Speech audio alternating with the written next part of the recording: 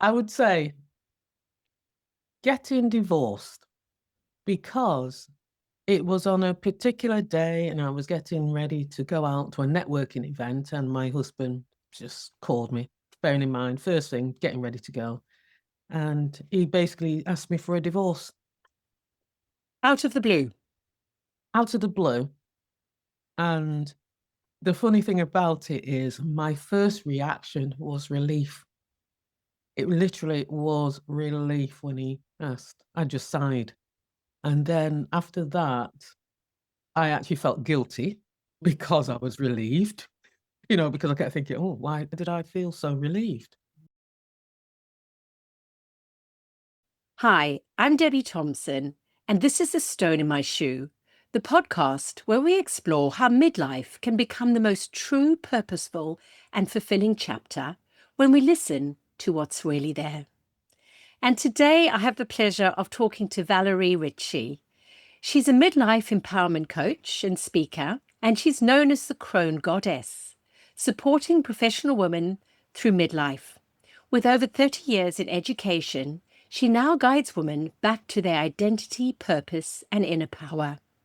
Her turning point came through early menopause and loss, moments that forced her to look inwards. Today, her work is rooted in helping women return to themselves.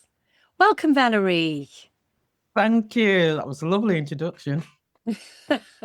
You did all of that, and it's lovely. Actually, Valerie's joining us from the UK, and I'm in the middle of South Australia in a caravan traveling around Australia. So it's wonderful how we can connect woman to woman, crone to crone. And Yeah, for those who don't know what that means, it's the older, wiser woman, and just having this beautiful conversation. So thank you. my pleasure. I do love a good conversation. I do love a good conversation. So, Valerie, before we begin, I just want to ground this for the woman listening. As she hears your story today, what do you hope she begins to see or understand about herself? I would say that she knows that she's not the only one and that we all share similar stories and that she is who she is and that she needs to appreciate who she is, accept it, celebrate it, and live her life. That's what Mm. I would like to say. So when she leaves, it's like just living your true life as you, not anything else, not being labeled by anybody else, but just actually being her true self. And that's beautiful and what we all want to strive to. And I guess some people listening might not know exactly who they are. They've worn that many hats coming up to this age where they've worn so many hats, they lost themselves a little bit along the way. Yeah. So be amazing to explore that with you as well.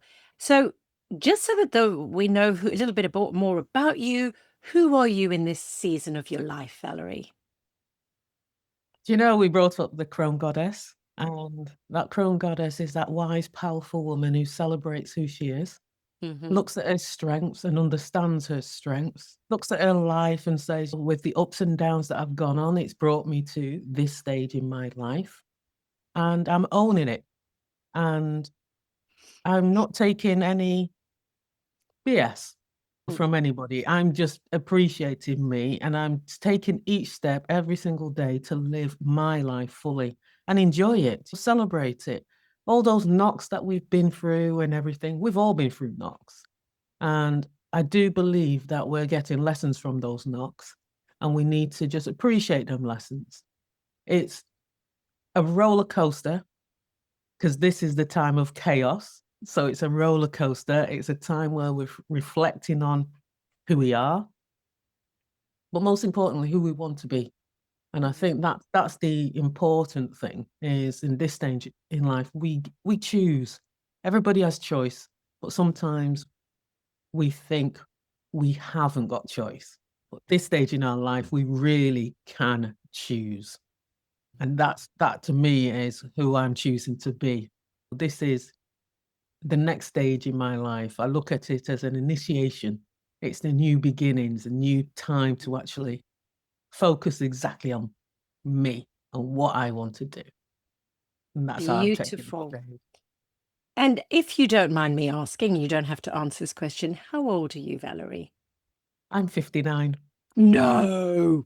For the person who's listening, oh my goodness, she looks amazing. Amazing. Wow. I want your secret sauce. Happiness, choosing, being my own authentic person. You look beautiful. Yeah. This is a very grounded, strong place that you come from. Mhm. It obviously wasn't always like this. No. So, can we go back? First of all, what stone in your shoe would you like to talk about, and how would you name it if you could name it simply? I would name it as Becoming Me, because this is about identity and who Hmm. I am. Because we all know we have so many different hats. From the day we were born, we were labeled. For me, I was a daughter, a sister, and then the friend. You go through those many stages of life, and the roles are already been set. And somewhere along the way, you've lost the me label. Who am I? And I think it's important that we recognize that, yes, we do get lost along the way, but we can actually find ourselves. And I know people going, find yourself. But it's true, because if you're under these labels and you've got all these stories, these narrative around your life, what's true? What is really true? So, Becoming so me is that. becoming you. I love that. And was there, was it a slow burn? Was it an uncomfortable feeling in your shoe, or was it a stone that cut your foot? When did you go, oh my God, I've got a stone in my shoe and I need to address this? Yeah, just talk us through how it Yeah. happened. And I would say getting divorced, because it was on a particular day and I was getting ready to go out to a networking event, and my husband just called me, bearing in mind, first thing, getting ready to go. And he basically asked me for a divorce out of the blue. out of the blue. And the funny thing about it is, my first reaction was relief. It literally was relief when he asked. I just sighed. And then after that, I actually felt guilty because I was relieved, because I kept thinking, why did I feel so relieved? And then obviously fear came into that, because then all of a sudden, my life is going to change. It's going to change dramatically. And it was a complete acceptance of, yeah, okay, we're getting divorced. It was a complete acceptance. And I said to myself, why did I accept that there and then? I wasn't arguing for anything. It was like, yeah, okay, there So, and then. Valerie, how old were you when this happened? So it wasn't that long ago. I was 55. 55. And yeah, so the shocker in terms of restarting my life. However, I knew before then that something wasn't right. There So was you that feeling. Yeah. so you that- had, looking back on that now, going back to when you first got married, were there any signs that that you were uncomfortable, there was a stone issue, or did you ignore it? Like, I think I ignored it. okay. I definitely ignored it, because I got married later in life. So Mm, I've always been single, very independent, got up, mm, did my own thing, didn't rely on anybody, didn't mm. really share my life with anybody. So it was a big deal getting married in the first place in my 40s. And before that, working and everything, I was one of the things I did as a job. I was an aerobic instructor, and I'd been that for 20 years. That was a part of me. That was my identity. Everybody knew who I was and everything, even though I was still teaching at the same time the theory of sports. And I actually gave it up the week before got married. And at the time when I gave it up, it felt right. But a few years in, I was thinking, oh, I gave it up. Why did I give it up? What was And the why reason? did you give it up at the time? Do you remember what I the reason that kind of felt right to you? What felt right was I was getting married. I was still doing my teaching job, the theory. There was a lot going on, and I wanted to concentrate on my relationship. And it was like, there was just little aspects where I was getting a little bit more tired or my energy wasn't there. But I think because I was adapting my life to having somebody else in it, and I was doing the coupley things, and then it just got me out of my natural pattern of doing me. And I was adapting to a marriage, a relationship, probably because I'm thinking, this is what you do. You're now in a couple, you're a couple, as opposed to you're an individual. However, during that time, I know I was fighting it. I was fighting it. So at the time when you gave it up, it was kind of for the greater good of this union and this time together Absolutely. and creating more time and adapting and compromising a relationship, giving time, giving and taking. Yeah. And so giving up the aerobics was not giving up on you, but almost a moment where you as a person valuing yourself and what really mattered to you was overshadowed by getting into the relationship and how you showed up, the hat that you had to wear now as wife. Yeah. Would that be a fair summation? Yeah. Yeah. So it seemed like a fair exchange at the time. It did, definitely, because one of the things that I value is loyalty and friendship and trust. And Mm-hmm. these are important things to me. And I also think, yeah, I'm getting married. I love this person, but I need to show that. And also at the same time, probably there was a hormonal thing going on. So my energy levels weren't that great and everything, and things were changing. The style of aerobics were changing. So sometimes I think, oh, maybe it was part of that at the same time. But I let go of a part of me that I didn't realize I was letting go of. I just thought I was moving into just a new direction. And to me, it was okay at the time. And yeah, I love this man. So I wanted to start the marriage off, and it was going to be starting the marriage off differently, a new chapter. That's what it was. Yeah. So looking back now, in what other ways were you adjusting yourself to maintain this relationship? So for starters, I moved away from my home area. So I moved into his own area. So I had to adjust in terms of my friends were in Manchester. We're now living in Warrington. It's not that far, but it meant traveling. It meant extra effort if I was going to go and visit. And I was trying to create a home, build community, and so forth. And the crazy thing about it is, since we're divorced and I was living in the same area, it was after divorce that I realized I didn't actually have any friends in the area. I knew Oh. people, but they were not my friends. My friends were always in Manchester. And I'd been living in the area for quite a few years. So you would have thought I would have created friends. But in that space of 3 years following divorce, I realized I haven't actually got any friends, somebody I could just pop round to and have a coffee, So were you there know? more kind of couple friends rather than very dear, intimate friends that you could be totally Yeah, honest with? yeah. Yeah. No more couple friends, yeah. Yeah. My intimate friends weren't in Manchester. Yeah. So at the time when you got divorced and you were relieved, the first Yeah. thing, which is really that's an indication, isn't it? Yeah.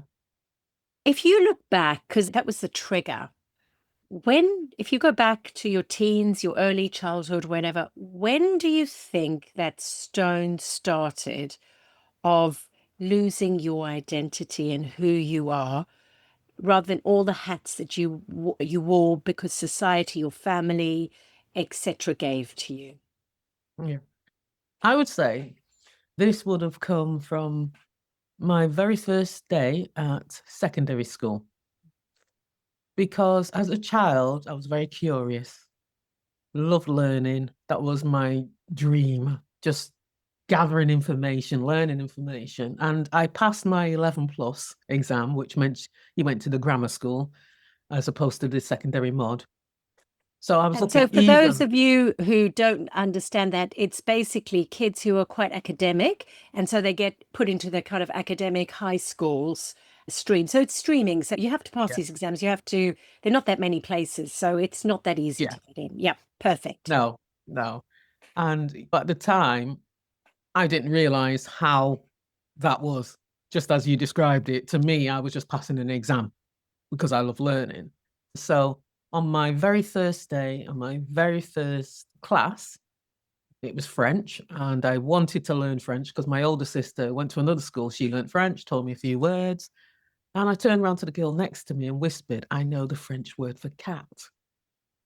And the teacher just looked at me and said, "You girl, get up, get out, and come back in when you can behave yourself."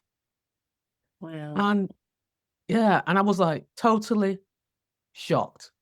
It was like, it was a whisper, but I was right at the front of the class and I had to And you would get have up been and about stand up. 13 here, wouldn't you? 11. 11. Sorry, of course, 11 plus. You were 11. Yeah, Yes, 11. yes. Yeah. So I had to get up, stand up in front of a group of 30 girls. I only knew two in that class. And I walked out. And I stood outside, the tears were there. And then after a while, the calmness started to come, a little bit of anger, but calmness. And I thought, hang on a minute, I didn't do anything wrong. I really didn't do anything wrong. So I stood outside, crossed my arms, skinny little thing with their arms crossed, being defiant. And I stayed out there because she said, come back in when you can behave yourself. And I thought, no, not going back in, not going back in. And she had to send somebody in for me. And from that day, my learning plateaued. Instead of going up, it plateaued. And then I So became what do you sort of think silent. you suppress that your curiosity gets you into trouble? What do you think it was that on that day was suppressed? It was like if you had something to say or showing your intelligence or showing your, because I like to say myself as a sharer of knowledge. I like to share my knowledge. I like to express words and things like that. And it was almost like you have nothing to say. The words that come out of your mouth are not valued. And I, Therefore, I class this as a time of silence. To me, I was silenced. So therefore, I stepped back from expressing myself. And I think probably as well, that happens to many of us, is it's not Mm, safe and it's dangerous to have these opinions. So there's this kind of safety, because that was embarrassing. What she did was, absolutely. the shame and the embarrassment. Of Yeah. course, you're going to protect yourself. So that wound then Mhm. that had stayed with you. I need to, it's not safe, and I don't have anything valuable to say. So did that go through with you into your adult life? 100%. I wouldn't put myself out there. I wouldn't express how I was feeling. And to me, that was one of the reasons why I was never in relationships. Because why would I put my feelings out there to be hurt, to be shut down? There was absolutely no way I was going to do that. And I can see that pattern in the always being the single one, not having relationships, because it's like I'm not worthy. They're not going to appreciate what I've got to say. And if I express how I feel, it's going to be cut dead or ignored, dismissed. And it's one of those key phrases, being dismissed, what I absolutely despise. It's one of the things that gets to me.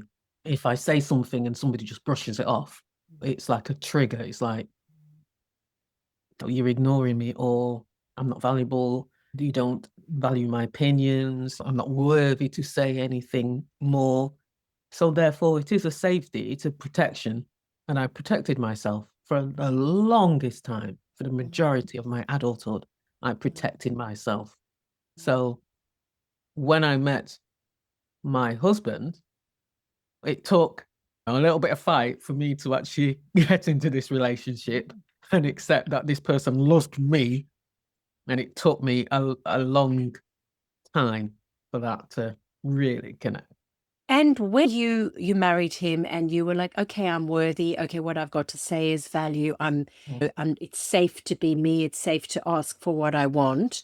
Mhm.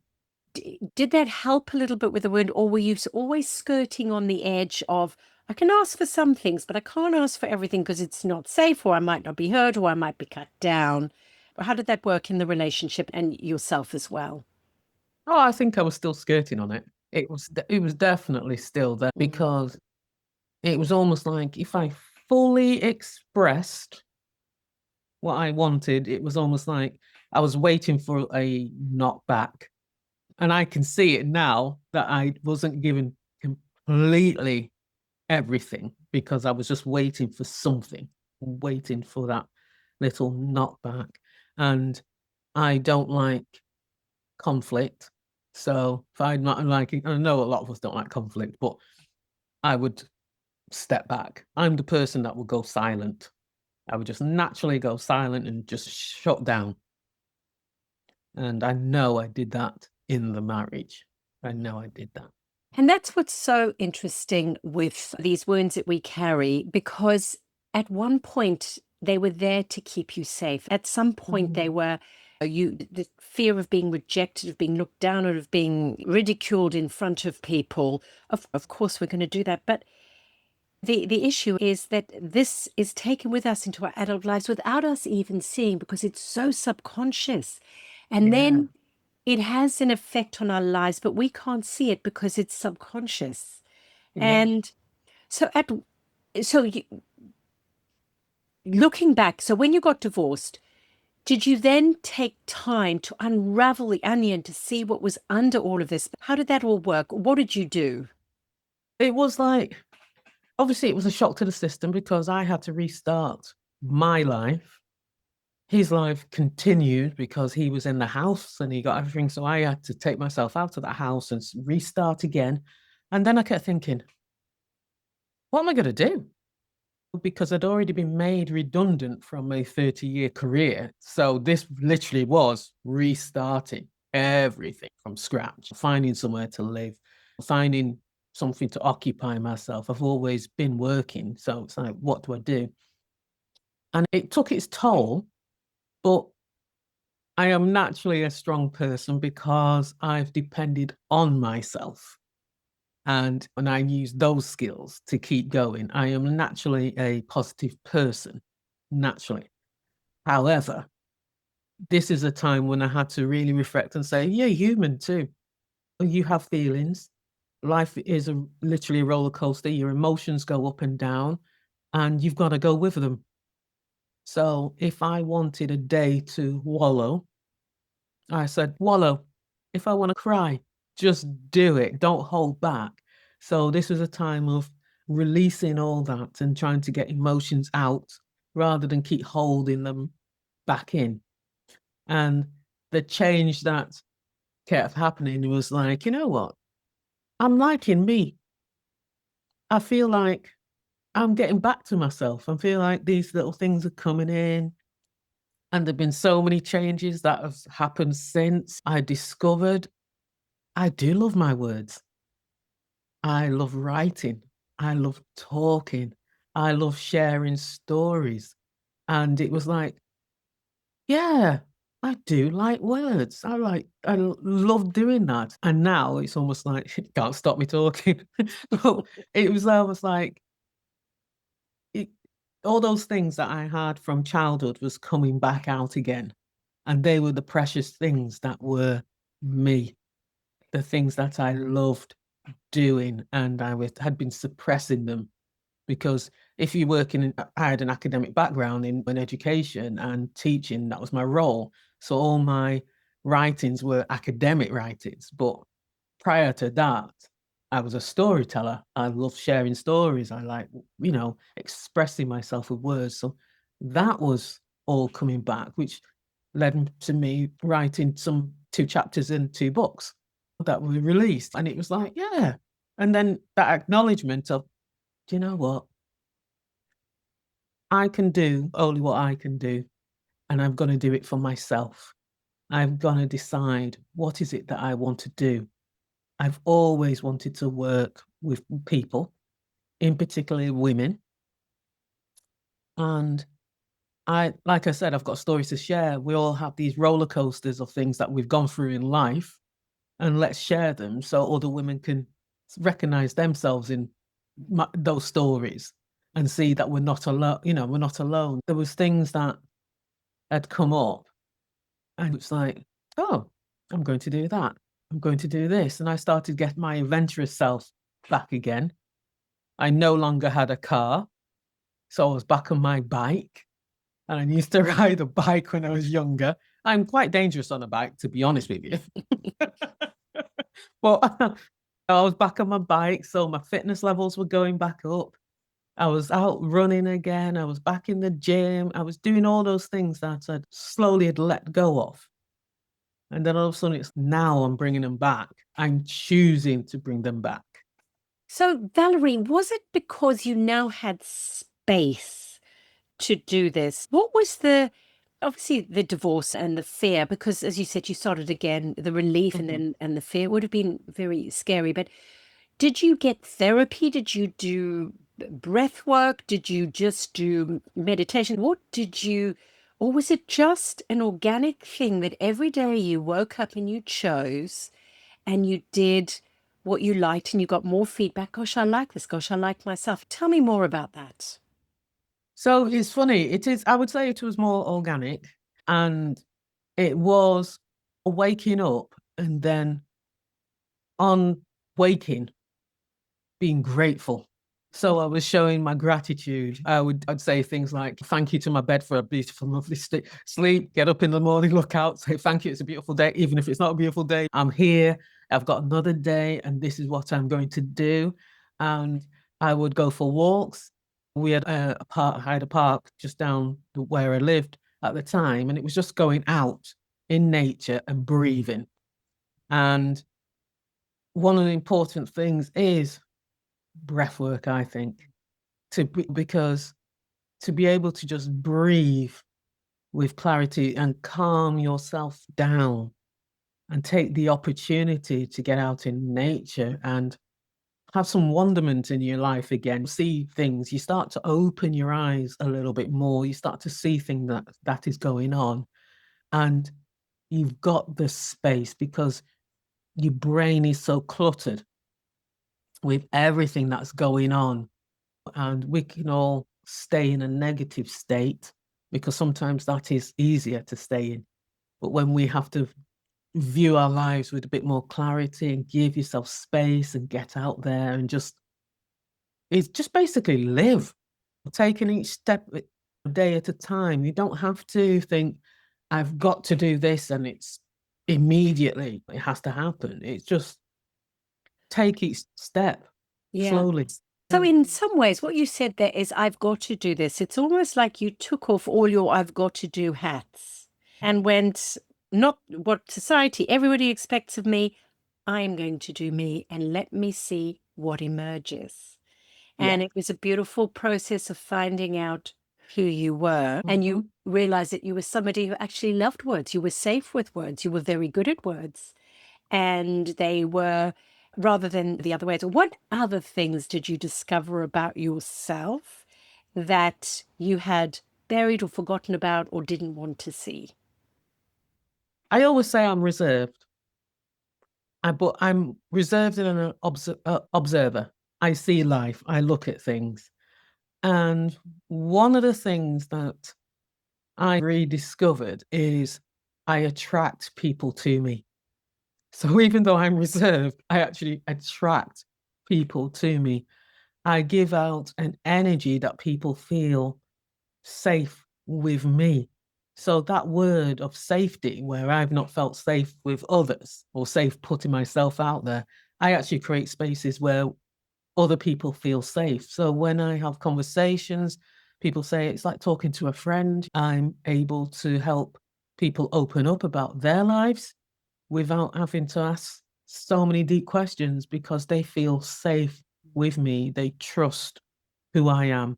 They know that I'm going to see them, because I think that's an important thing because I've not felt seen, but I do make other people feel seen. And I know I'm able to express that. So I know I And can change lives. isn't that interesting how sometimes a wound like that can become your wisdom, and that it's almost something that you had to go through because it's where you go from the wound to the wisdom. And it's so often we look back on our lives and go, that had to happen because of this. Yeah. Sometimes you go, oh my God, why did 25 or 30 or 40 years have to go by? But Yes. sometimes we have to learn the lesson a number of times. We don't see it straight away. Absolutely. Yes. And I guess that's why this podcast is here, is that for somebody who might be getting the early stages of a little niggle in their shoe, it's Mm. don't wait 20 years. Feel it Yeah. now. Find space for yourself. Listen to yourself and be honest with yourself. So that's beautiful. So for the woman who's listening and she feels something off, something is off, what words of wisdom would you give her so that she doesn't have to drift into this identity Mhm. crisis that you went through? Yeah. One of the things I do with women is I actually get them to stand in front of a mirror and look into their own eyes and really look into their own eyes. Because sometimes what we do when we're looking in a mirror, we look around, we look at the facial features, we're looking at our bodies, we go into that critical mind of, oh, me, this should be that. But one of the things that we don't do is actually look at ourselves, really, truly look at ourselves. And if we look into our own eyes, look deep and just focus into our own eyes, we actually start to see ourselves. And one of the things I get women to do is look into your eyes and ask yourself, who are you?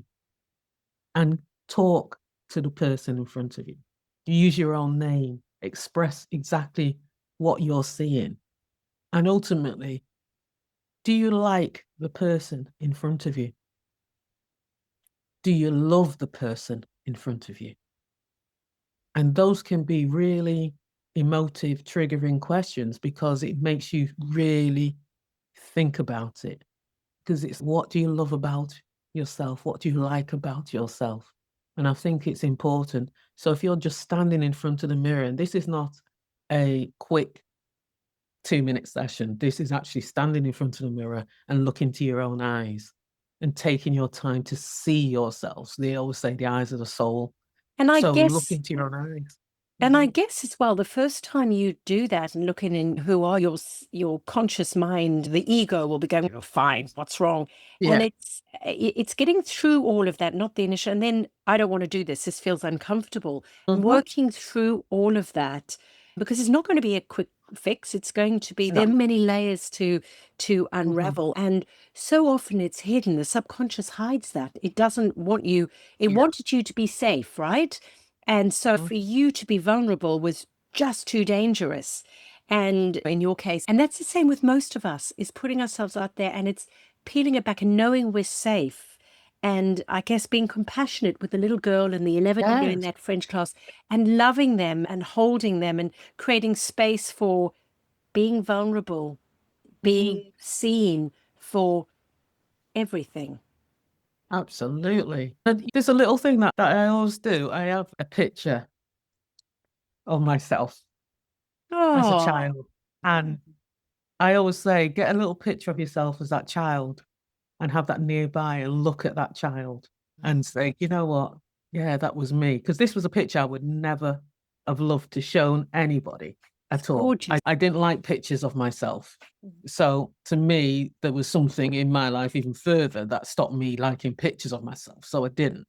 And a few years back, I just did this little test and it was like, okay, let's put a picture of yourself that you can find with yourself smiling, and you can look at it and you can question, why were you smiling on that particular day? What was good about that particular day? And you remember the good things. Obviously, that was a school day to take a picture, but you can find a picture of yourself smiling and figure out what Mm. made you smile on that day for that picture. What was Yes. that happy moment? You And know? one thing you said to me at the beginning was really living, having joy, going out, living your life, accepting, celebrating, and living. And I love that Yeah. because accepting is all of ourselves, the shadow, the Yeah. light, everything. and Yeah. celebrating it, and then going out and living your purpose, your joy, whatever it is, your authentic self. Because you're right, the fact that we're alive, we're so grateful. Just having breath in our bodies is Yeah. amazing, and living that life is what we owe to ourselves. Yeah. And yeah, so we have a closing tradition, and that is, if today was your last day on earth, what would you do and why? If today was my last day on earth, do you know, I think I would find a spot near water, dangle my feet, lie down and look at the sky and just breathe. That's what I would do. I would just, and I'd probably say I'm ready because I've truly lived my life. And yeah, Beautiful. That's yeah, beautiful. Valerie, thank you so much for your time today, for your authenticity, for your honesty, for your beautiful story, and for showing us the stone and everything below the stone as well, because that's one of the stones that we talked about, and we've all got yeah. so many stones. But Yes, we go. thank you so much for your time today. Really appreciate it. Thank you. Thank you so much. And as you finish listening today, just notice what stayed with you. Perhaps something that felt familiar or maybe even quietly uncomfortable. And that's usually where something true is sitting. Thank you.